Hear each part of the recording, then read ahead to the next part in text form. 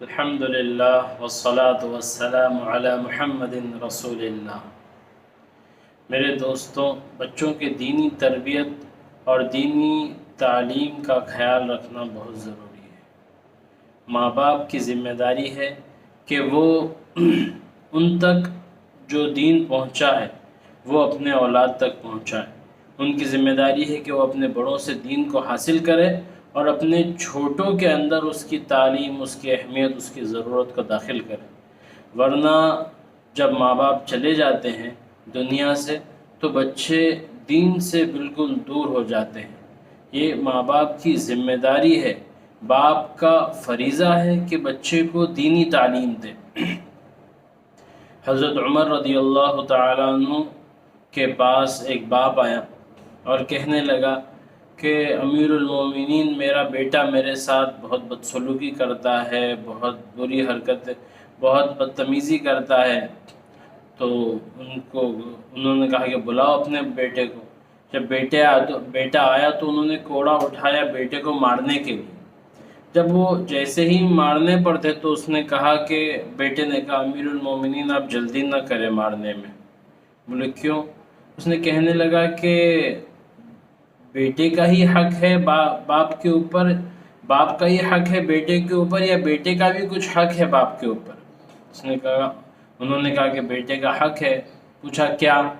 کہا کہ اچھی ماں کا اس کے لیے انتخاب کرے، یعنی اپنے لیے نیک صالح دیندار بیوی کو چنے، کیونکہ وہی بچے کی ماں بنے گی۔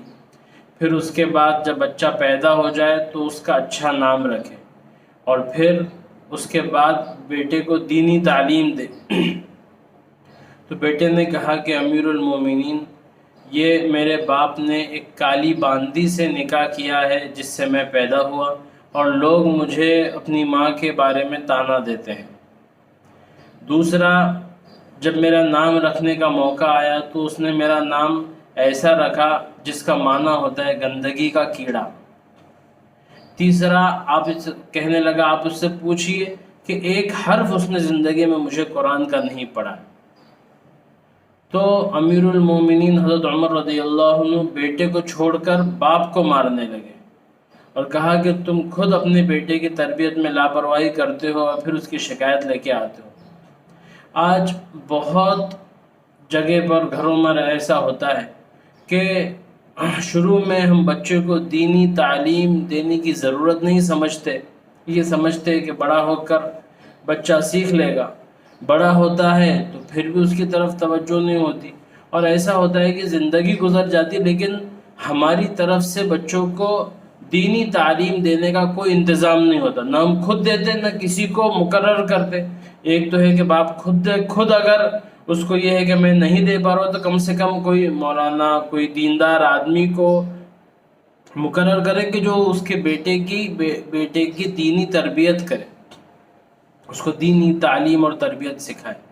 جب یہ دونوں بھی وہ انتظام نہیں کرتا ہے تو پھر ظاہر ہے کہ بچہ آج کانوینٹ اسکول اور پھر کالج کے ماحول میں ایک دوسری دنیا میں چلا جاتا ہے، اور جب موقع آتا ہے تو پھر ماں باپ کو افسوس ہوتا ہے۔ تو اس کا ہماری ذمہ داری ہے کہ ہم اپنے بچوں کو دینی تعلیم دینے کا انتظام بھی کریں اور اپنے بچوں تک دین کو منتقل کریں۔ یہ ایک ہماری خود کی بھی ضرورت ہے اور ہمارے بچوں کی بھی ضرورت ہے، تاکہ یہ بچے ہمارے لیے آخرت میں صدقہ جاریہ بنیں۔ حدیث شریف میں آتا ہے اذا مات ابن آدم انقطع عمله الا من ثلاث، جب انسان مر جاتا ہے تو اس کے نام اعمال بند ہو جاتا ہے، اس کا عمل بند ہو جاتا ہے سوائے تین چیزوں کے۔